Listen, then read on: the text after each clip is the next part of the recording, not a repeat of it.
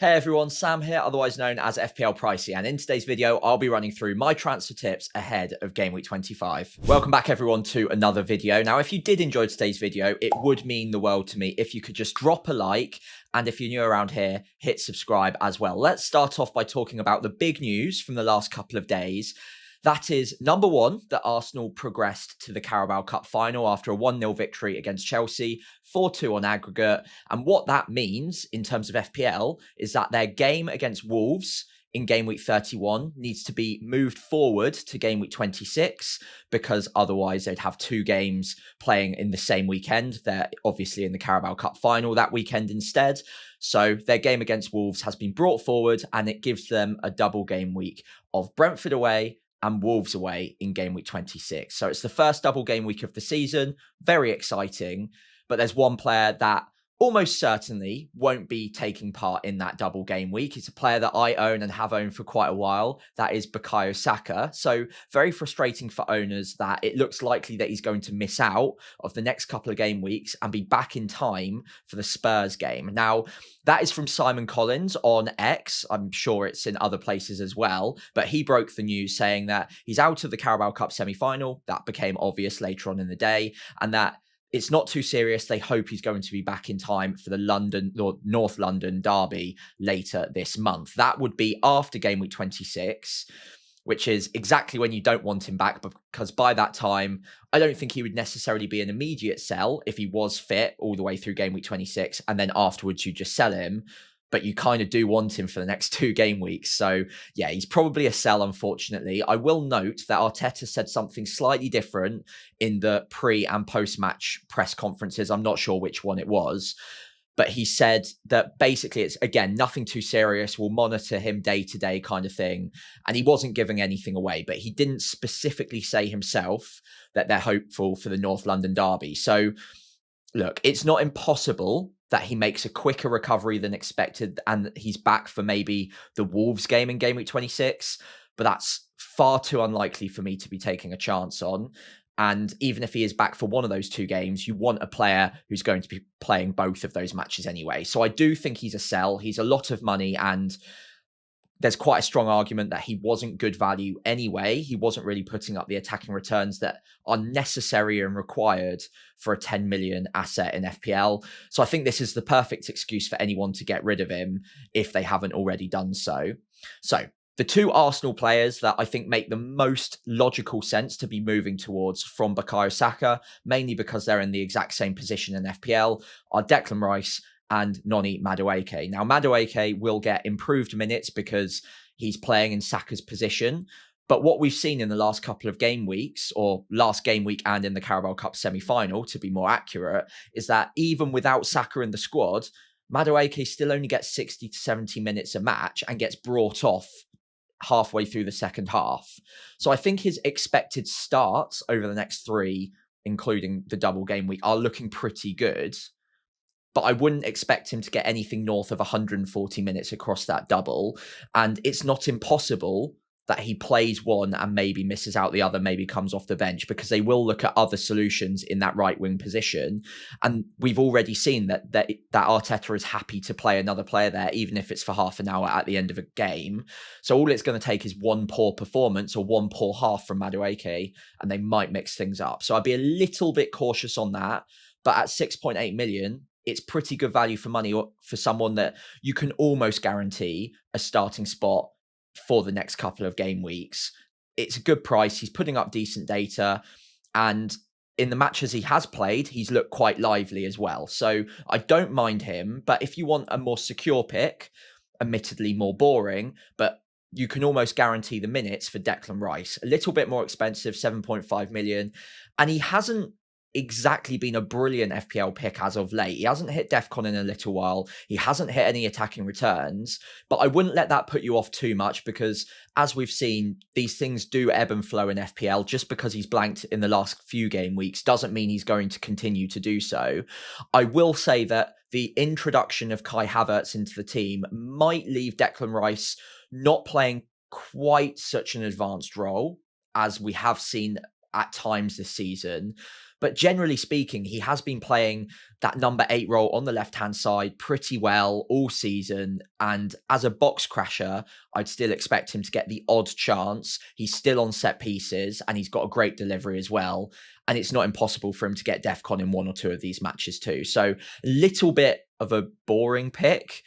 But at 7.5 million, I probably would spend the extra 0.7 for that safety over Madueke. And the thing that's probably the deciding factor between the two for me is after game week 26 is out of the way, Rice is going to keep playing. Madueke probably isn't because Saka will be back. And even if he does keep playing for another week or 2, he will very soon be a sell afterwards regardless.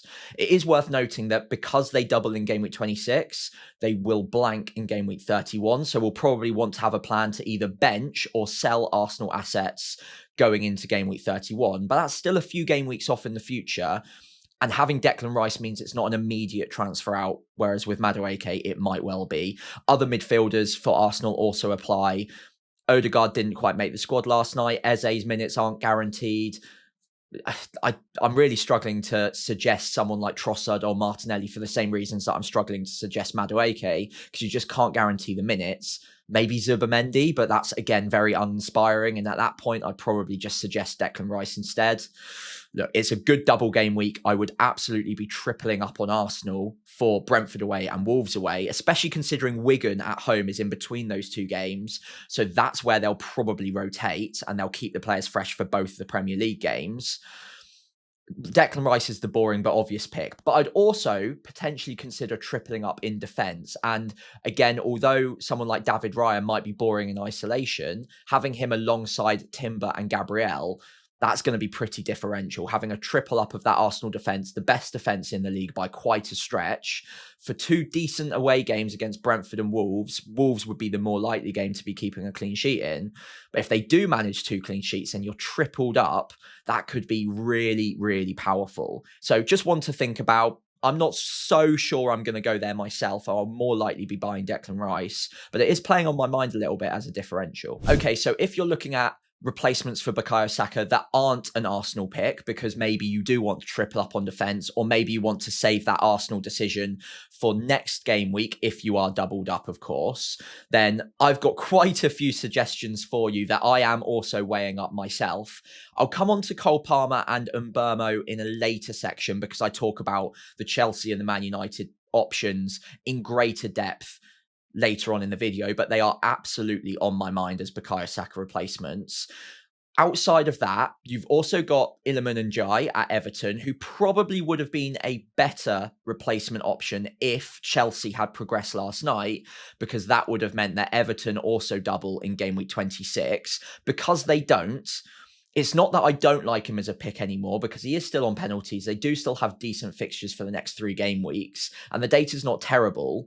But without the double game week, I just think it's lacking that little bit of oomph as an FPL pick. I think you've got better options elsewhere now, especially considering that Everton haven't exactly been potent in front of goal recently. So an option I would at least have in my consideration set, but maybe not my favourite of the bunch right now.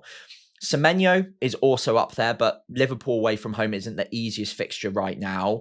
And although the data is good, there are other players on this spreadsheet with slightly better data who also in certain situations do have penalties as well.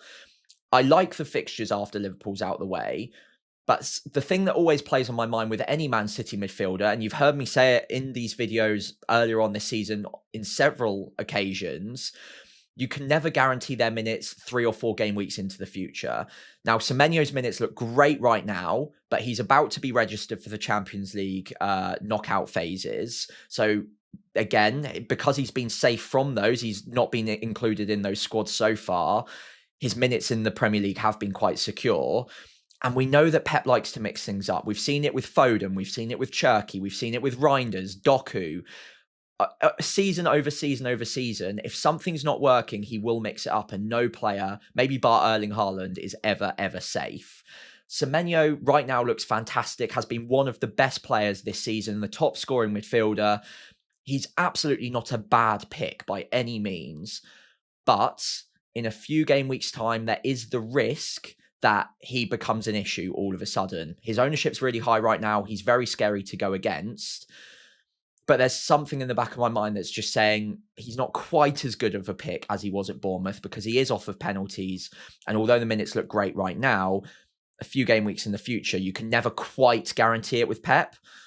Again, if it was me picking the team, he'd be in all day long, but it's not, and Pep can do some weird things. So just a word of warning, but he is still a good pick at a decent price point as well. Very scary ownership too. The one thing I should mention before moving on is it's very likely that Man City make it through to the Carabao Cup final too, which would also mean that they blank in game week 31. So he would be a transfer out in the not so distant future.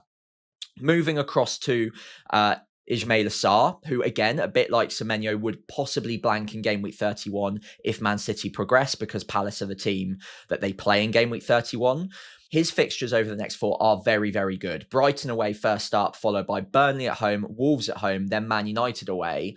I'm pretty tempted to have a look at Ismaila Sarr at a decent price point, very good data, in fact, slightly better than Semenyo's, and he did recently take a penalty.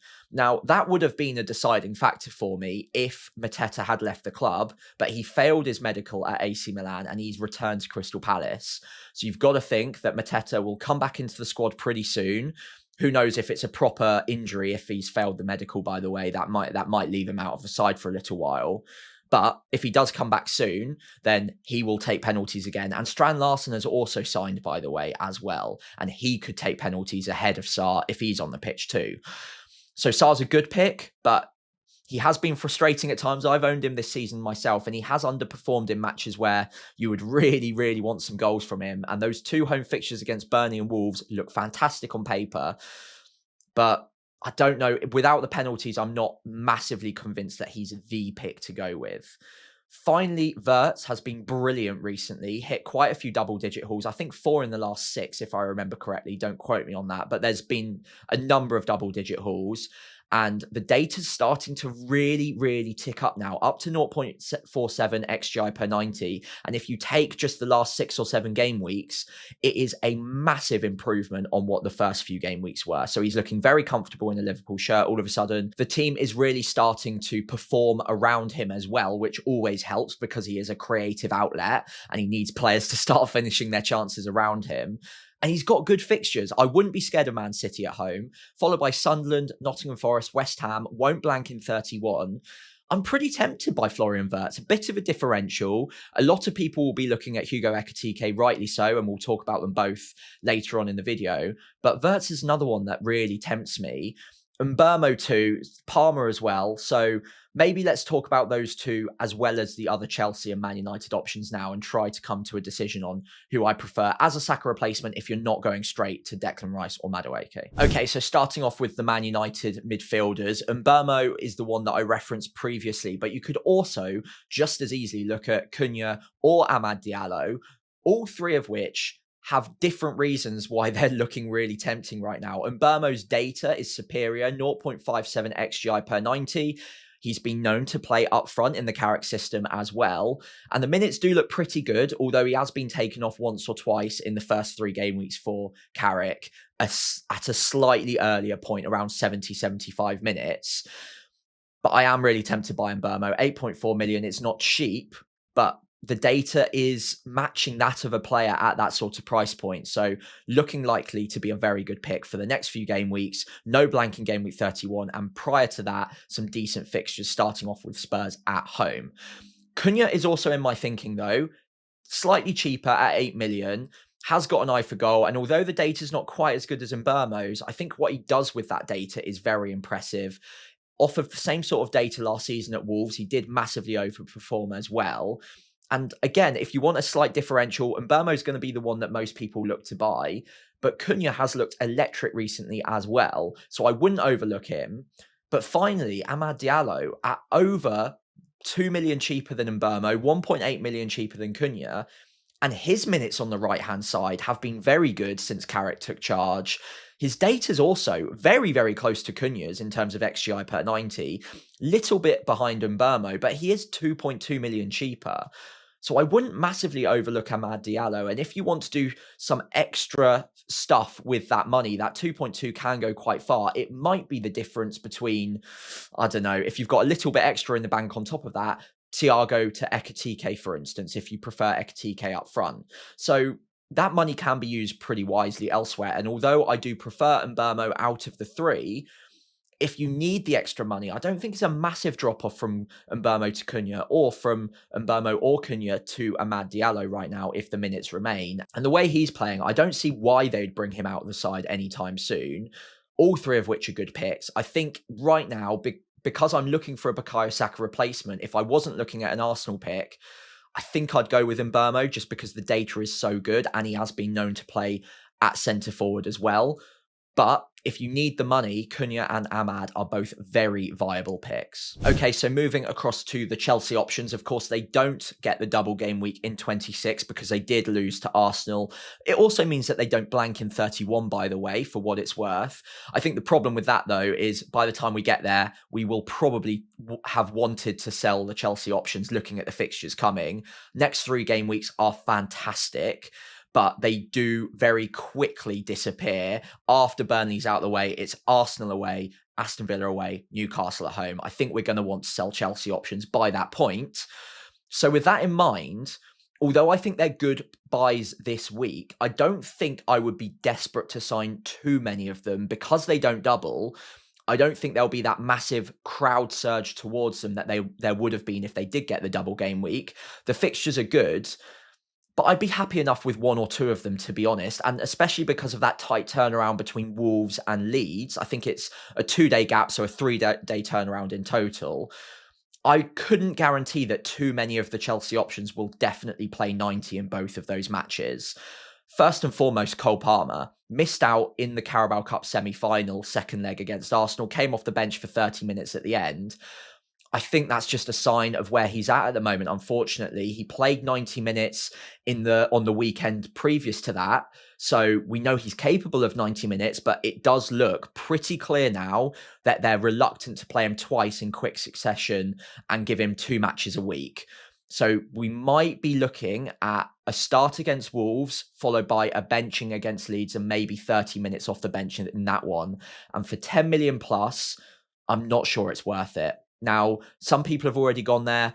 I think you're going to get a start against Wolves, so that's the really good news, and I would absolutely hold on to him for that. Maybe if you're feeling maverick about it, you could even buy him for 1 week against Wolves, but then straight after that, I'd be pretty worried about whether or not he plays against Leeds. He might, but even if he does start that game, I think he gets taken off early given the current injury concerns he's got, and I think he's just either building up fitness or managing an ongoing concern. That Leeds game, I think, would be a big red flag for me. Followed by Burnley at home after that. So again, he'll probably play that one. So probably gets 2 out of the next 3. But for 10 million plus, you kind of do want all 3. So yeah, it just puts me off a little bit. The data's not fantastic either. It's good. 0.50 is not bad. But if he's not on the pitch for 180 minutes in the next 2 game weeks, I don't feel a massive amount of importance to get to him straight away and break apart your team to do so. I could take a punt on him as a Bukayo Saka replacement, but I'd be worried straight away afterwards against Leeds. Enzo Fernandez is a player I already own. I think that he is more likely to play all of the next 3, although it's not without its own concern because he has played a lot of minutes recently. Now, in the pre-match press conference, I think it came out that he's a fitness monster. He's got a different physicality to the rest of the players, and that gives me a little bit of encouragement. But even he himself, I would be slightly worried about an early substitution in one of Wolves or Leeds. But I'd be much more inclined to be still purchasing Enzo Fernandez over Cole Palmer, given the price point, given the underlying data, given the fitness. I think Enzo Fernandez is the better purchase right now. And I've seen a lot of people asking already this week, is he a must buy? Absolutely not. There are lots of strong midfielders in the game right now, lots of them putting up good numbers. And I think he's a good purchase. I think if you've got a spot ready for him, then absolutely go for it. But I wouldn't be rushing to sell players like Morgan Rogers, Declan Rice, especially now he doubles, or Harry Wilson, for example, just to get to Enzo Fernandez. I think if you've got someone like Bruno Guimaraes, absolutely fine. It makes loads of sense. But I wouldn't be rushing it or forcing it if you've got good picks in midfield that you're not willing to get rid of in most cases. I don't think it's desperate to get to Enzo Fernandez. After that, João Pedro is going to be talked about a lot this week. Played 90 minutes in the midweek after a benching in the weekend before. Now, obviously, he came off the bench and did very well in those 45 minutes. And I think what was learned from that is that you can't really trust the B team to get the job done. So I think where possible, Rosenior is going to be trying to start the best possible 11 wherever he can. But with the quick turnaround, I do worry that his minutes aren't going to be amazing over the next 2 game weeks. I think he'll probably start Wolves, maybe Leeds as well, or maybe the reverse. Maybe because he's played 90 minutes in the midweek, they'll rest him against Wolves, get him 45 minutes, maybe even 30 in that one, and then play him against Leeds. It's possible he starts both, given how important he's been to them recently, but a bit like Cole Palmer, there's a reason the minutes haven't been perfect. And I do just wonder if that will rear its head again with the quick turnaround in the next 2 game weeks.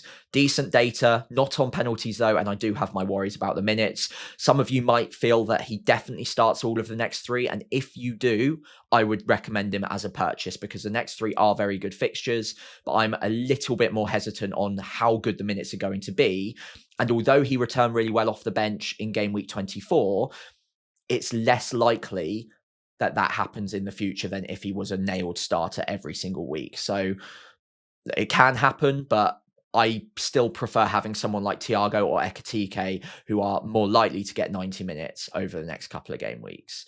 Finally, Chalobah, if you're looking for a defender, I still think he is a very good option for the next 3 game weeks. Then you're probably looking at selling him straight after that. If you're looking at any Chelsea picks in that back line, he's probably the most secure. So yeah, I can't really say much more on him. I've talked about him a lot in the last few game weeks.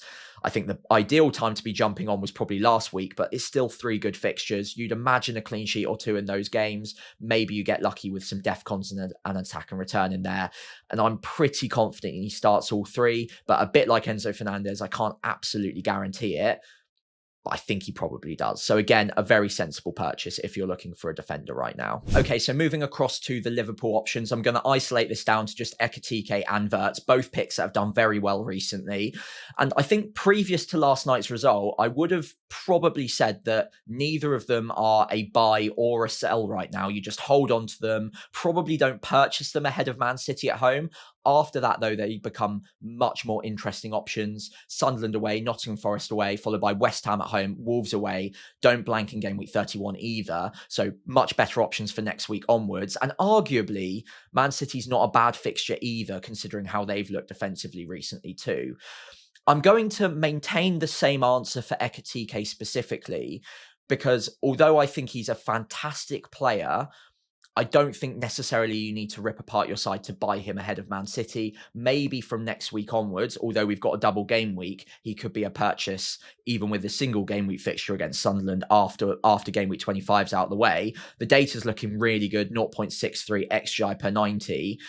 I do worry that a bit like some other picks I've already mentioned in this video, his minutes could be managed a little bit, but it's looking pretty good for him right now. So I like him as a purchase from next week onwards. I probably wouldn't be ripping apart my side to buy him immediately.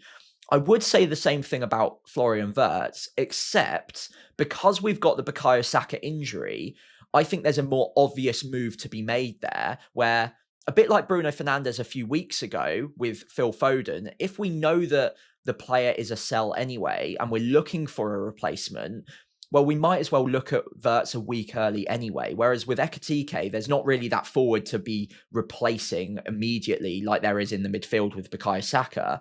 And if you're looking at a different triple up of Arsenal away from Declan Rice, then Wirtz really does come into consideration. The data's been much better recently. The expected points via Solio is looking pretty strong over the next 5 game weeks, slightly better than Ekitike's. And I think that comes down to the expected minutes more than anything else. And he's at a decent price at 8.3 million as well. So I do really quite like him as a Bukayo Saka replacement. If you're not looking at Declan Rice, maybe you want to triple up defensively, or maybe you want to purchase that third Arsenal player in game week 26 itself. I think Wirtz makes a lot of sense, and it's something that's playing on my mind. I do like Ekitike a lot. Don't get me wrong. If you've got him, you're loving life right now. But I don't think that there's as much of an urgency to get there as there is with Wirtz this week, purely because there isn't that obvious replacement to be made. Whereas next week onwards, maybe you've got a bit more money in the bank. Maybe you've got a spare transfer if you're already tripled up on Arsenal, and Ekitike becomes a more obvious transfer with slightly easier fixtures to come there. Yeah, I regret selling Ekitike recently, but he was very frustrating to own in the weeks I did own him. And I don't want to forget that either, because the minutes can be a bit sporadic at times.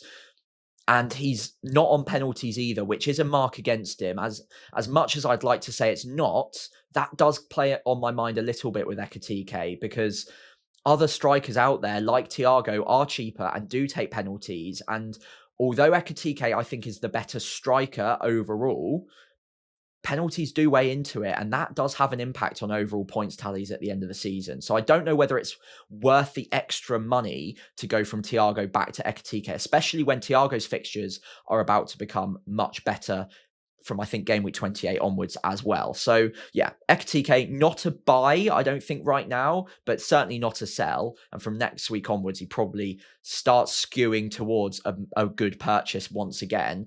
Wirtz, I think, is probably already there because Bukayo Saka is out. And if you've got that spot in your team ready to replace Bukayo Saka with, Wirtz is definitely on the radar there. Now, it would probably be unfair to finish the video without talking about the other team that have a double game week in 26. That is, of course, Wolves. Their fixture against Arsenal being brought forward gives them a double game week of Nottingham Forest away, followed by Arsenal at home. Not the easiest double game week. That Arsenal fixture in particular is not a nice one, but because it's two fixtures, they will at least be on some people's minds. So I think we need to talk about them quickly.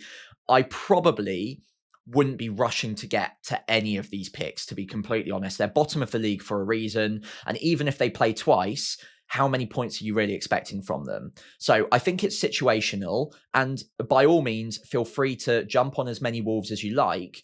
I would note, though, that the fixtures around the double game week are not that great either. Chelsea at home this week, Crystal Palace after the double, followed by Aston Villa, Liverpool, Brentford. And then, of course, they blank in game week 31 as well. So any players that you buy now are going to be almost immediate sells or bench fodder kind of players, followed by an issue when it comes to game week 31, because you might want to hold on to Erling Haaland, maybe an Arsenal player or two as well. So it's an extra bench option that you're going to be worried about. Now, a couple of options I'm a bit more tempted by include Mane, who's obviously that cheap striker option that you might be interested in. 0.26 XGI per 90 suggests that he's not a player getting great data and getting loads of chances every single week, but he's shown in spots that he is able to get attacking returns since he came into the team. He's obviously a very good player, but he's not playing out and out up front, and he's kind of out of position the wrong way in FPL because obviously he's a striker in the game, playing almost as a central attacking midfielder for Wolves right now. But the minutes have been good. He's obviously at a very good price, so I wouldn't completely overlook him as an option, but just do have it in the back of your mind that he's an extra player that you will need to be benching in game week 31 or selling ahead of that game week as well. Sarr in goal is the other player I'd probably consider ahead of any other Wolves picks, mainly just because it gives you that extra double game weeker in 26, but also someone you can hide on your bench in game week 31 because most of us have another playing keeper. So again, I wouldn't be rushing to get to Sarr immediately, but the XGC per 90 is actually surprisingly quite good. 1.18 is really not bad, especially for a team who are rooted to the bottom of the table. I'm quite surprised it's that good. And of course, it gives you 290 minutes in the double game week, which you can't say of too many players. I don't hate it, but again, if you've got two keepers that you already like having, I don't know if it's worth the transfers. The benefit of having a keeper who doubles and then blanks in 31 is you don't need to worry about selling him in game week 31 like you might have to with any other Wolves picks, because you can just rotate in the other keeper. Even if it's Dubravka that week, at least it's a playing keeper that you can rely on. Whereas with any other Wolves picks, you're taking an extra option out of that starting 11. And because we're already looking at Arsenal and Man City, maybe Crystal Palace in there as well, who also will have blank game weeks that game week, you're benching quite a few of them already, can you afford to bench someone like Mane or Gomez or Krejci? Probably not. You'll probably want to get rid of them quite quickly. So yeah, Mane and Sarr at a push for me. Outside of that, feel free, take your pick, but it does come with risk. It's not a great double game week and there aren't great fixtures around it, followed by the blank later on. So the risk takers out there, be my guest. And I absolutely need to mention the fact that they do have the double game week. But for me, it's Mane, Sarr, or nothing, personally. Anyway, as we reach the end of today's video, I'd massively appreciate it if you could leave a like, hit subscribe if you're new around here as well, and I'll be back first thing tomorrow morning to take a look at my team selection ahead of Game Week 25.